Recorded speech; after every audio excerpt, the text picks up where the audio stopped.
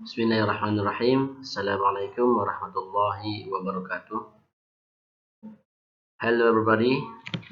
Today we would like to study about an essay in general. Essay is divided into three main parts. First is called introduction. Second is called body. And the last one is called conclusion.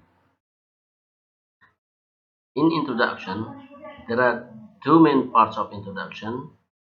First is general statement and thesis statement. And in the body, there are some paragraphs in the body of the essay, and each of paragraph has its own topic sentence. So, if you have three paragraphs in your body of essay, so you have three topic sentences. And the last one is called conclusion. Conclusion refers to the restatement of the main thesis statement, yeah, or summary of the main point of your essay. Okay. Jadi inilah inti dari semua bagian dari essay. Ya, ada introduction, body, dan conclusion. Jadi masing-masing bagian ini akan kita bahas dalam slide-slide selanjutnya.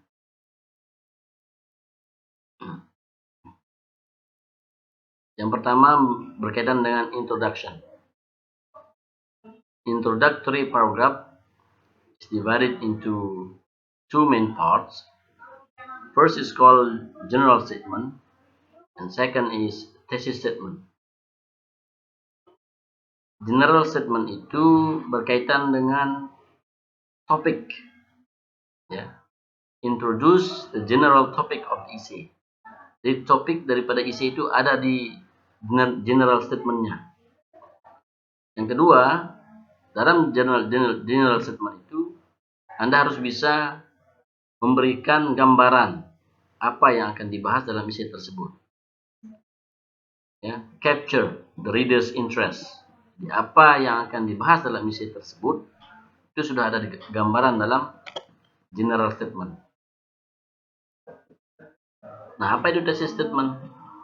Jadi thesis statement itu berisi spesifikasi tentang isi itu. Ya. Karena di sini pertama Anda harus state the specific topic. Jadi topik yang akan Anda bahas sudah ada di thesis statement. Dalam thesis statement juga itu biasanya disebutkan subtopiknya. Misalkan apa isi daripada body of the essay itu disebutkan dalam thesis statementnya. Nah, terkadang it may indicate the pattern of the essay. Terkadang juga dalam thesis statement itu berisi tentang formula, ya, atau bagaimana isi tersebut, ya, patternnya, formulanya. And is normally the last sentence in the introductory paragraph. Jadi biasanya thesis statement ini berada di kalimat terakhir daripada introductory paragraph. Nah, inilah ciri-ciri tentang introductory paragraph atau introduction dalam sebuah isi. Nah, kita lihat contohnya. Dari secara umum, nah, lihat piramid terbalik ini. Jadi secara umum introductory paragraph itu seperti piramid terbalik. Jadi dia yang paling luas, paling general itu ada di atas, sedangkan thesis statement itu ada di bawah sebagai ujung tombak daripada paragraf tersebut. Ini contohnya, ya. When the first Europeans came to the North American continent, they encountered the completely new cultures of the Native American peoples of North America. Bla bla bla. Nah, sampai akhir. Nah, di sini, ya, di kalimat yang berwarna kuning ini adalah thesis statementnya. As a result, Native Americans have made many valuable contributions to modern US culture, particularly in the areas of language, art, food, and government. Jadi areas of language, art, food, and government ini merupakan specific topic yang disebutkan di sini, sehingga nanti dalam body of essay-nya itu isinya pertama ada areas of language-nya, paragraf keduanya ada art-nya, terus ada food-nya, terus selanjutnya mungkin ada government-nya. Sehingga di sini ada beberapa paragraf yang terdiri dari essay tersebut. Nah, body of essay. Jadi seperti yang sudah saya jelaskan tadi bahwa body of essay ini, paragraf yang ada dalam essay ini, dalam body of essay ini, it highly depends on the topic sentence you made in the introductory paragraph. Yeah. A basic pattern for essays is a logical division of ideas. In this case, you can divide your topic into subtopics and discuss each subtopic in a separate paragraph. Jadi maksudnya di sini logical division of ideas ini sudah dibentuk dari thesis statement itu. Jadi berapa poin yang akan Anda bahas dalam body of essay itu tergantung dari thesis statement yang Anda buat. 2 kah, 3 kah, 4 kah, itu terserah Anda. Ya. Well, there are 3 cases of organizing logical division of essay. First, dividing topic into subtopics and discuss them in a separate paragraph. Jadi ini sudah kita bahas tadi. Write a thesis statement that show logical division. Nah, ini maksudnya tadi itu ya. Jadi sebutkan berapa poin yang akan Anda bahas dalam body of paragraph-nya. Use transition in each paragraph to guide your reader. Jadi, nah, yang ketiga ini penggunaan transisi atau signal, atau bisa disebutkan coordinative conjunction. Ini untuk memisahkan antara paragraf yang satu dengan paragraf yang lain. Ya. Nah, mari kita lihat contoh daripada thesis statement yang berisi subtopik. Contohnya, Native Americans have made valuable contributions to modern US culture in 4 main areas. Nah, jadi 4 main areas inilah subtopiknya. Ya, nanti dalam body of the paragraph you have 4 paragraphs to discuss.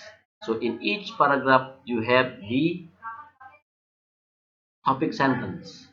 Ya, topic sentence. B. Inflation has 3 causes.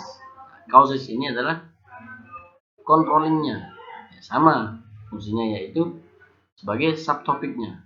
Jadi ada di sini, kalau Anda memakai ini sebagai thesis statement, maka ada 3 body of paragraph, ya, paragraf yang ada dalam body of essay. Atau mungkin bisa lebih spesifik. Misalkan, Native Americans have made many valuable contributions to modern US culture, particularly in the areas of language, art, food, and government. Nah, 1, 2, 3, dan 4 tadi 4 main areas bisa disebutkan. Ini maksudnya more specific. Terus selanjutnya, inflation has 3 causes. Excessive government spending. Nah, ini pertama, unrestrained consumer borrowing. Ya. Dan terakhir, an increase in the supply of paper money. Jadi ini 3 penyebab inflasi. Jadi ini yang akan ada dalam pembahasan di paragraf body of essay.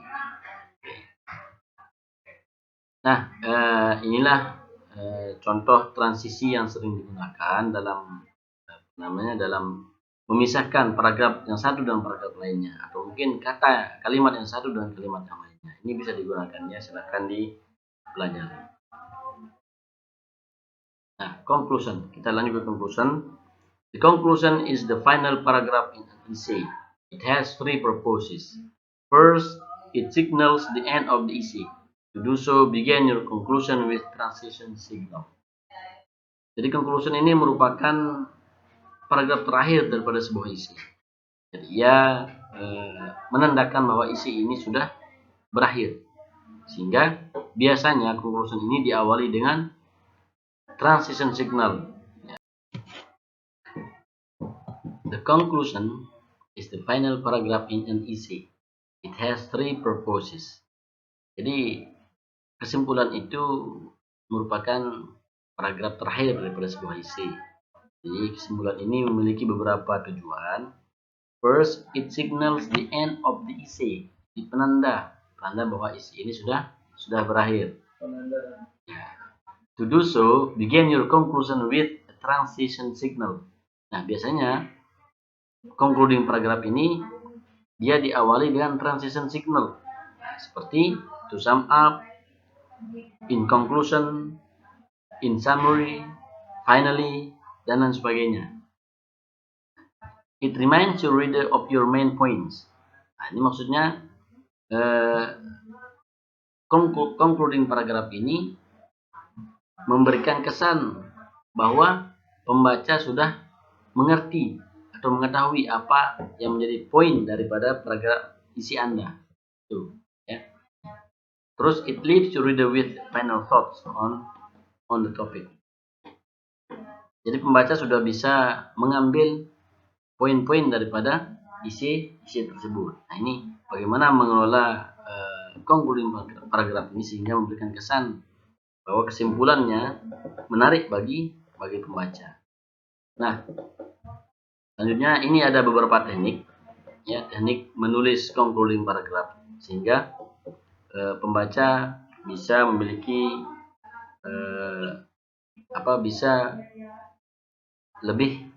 bisa lebih menarik begitu. Misalkan satu tekniknya make a prediction. Jadi di sini membuat prediksi. Contohnya, we have seen how the cost of attending college have been rising, while at the same time, sources of financial aid for students have been disappearing. If this trend continues, fewer and fewer families will be able to send their children through 4 years college. Nah, kalimat yang berwarna kuning ini merupakan prediksi daripada penulis, ya, tentang semakin sedikitnya orang-orang atau masyarakat yang mampu untuk menguliahkan anaknya. Nah, ini making a prediction. Ini salah satu caranya untuk membuat memorable conclusion. Selanjutnya ada disebut dengan suggesting result or consequences. Nah, misalkan, to sum up, the cost of attending college are up and financial aid for students is down. Fewer and fewer future members of the workforce are able to educate themselves beyond high school. As a result, the nation will waste the intelligence, imagination, and energy of a large segment of the present college generation. Jadi ini suggesting result. Jadi ini ditandai dengan kata-kata as a result. Ya, ini transition signalnya as a result. The nation will waste the intelligence, imagination, and energy, bla bla bla. Ini contoh daripada suggest result. Nah, selanjutnya ada juga suggest solution or recommendation. Contohnya, it is clear that US system of higher education is in trouble. For many students, 4 years of college is no longer possible because of increasing costs and decreasing financial aid. To reverse this trend, we must demand that government increase its financial support of colleges and universities and restore financial aid programs. Jadi kalimat yang berwarna kuning ini merupakan solusinya, solusi yang diberikan penulis kepada pemerintah atau untuk pembaca. We must demand that government increase its financial support of college. Ini contoh-contohnya, ya, suggesting solution. Nah, teknik terakhir ada juga quote an authority on the topic. Contohnya, in conclusion, costs are rising and financial aid is declining, with the result that many can no longer afford to go to college. If our nation is to prosper, increased government funding for education is essential, even if it requires higher taxes. Nah, ini memberikan penegasan kepada topiknya. Quote an authority on the topic. If our nation is to prosper, increase government funding for education is essential. Nah, ini maksudnya ya. Jadi tulisan berwarna kuning ini contoh daripada quote an authority on the topic. Ya. Oke. Jadi itulah beberapa cara atau teknik untuk menulis memorable conclusion. Jadi mudah-mudahan apa yang kita pelajari ini bisa bermanfaat untuk kita semua dan bisa kita terapkan dalam penulisan sehingga ilmu ini bermanfaat bagi semuanya. Sekian, wassalamualaikum warahmatullahi wabarakatuh.